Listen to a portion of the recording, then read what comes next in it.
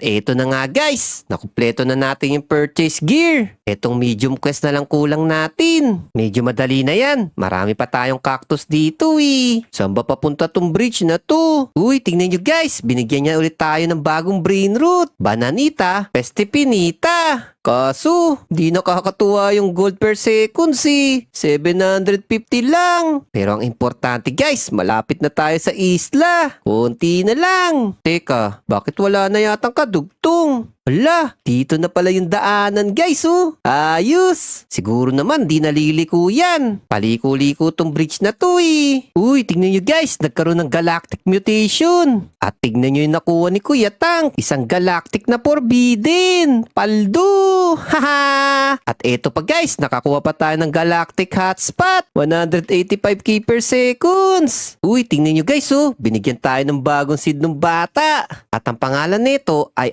Icy Watermelon. Siguro naman ngayon mas malakas na to. At eto pa guys, binigyan pa tayo ng regalo. Ano kaya laman nito?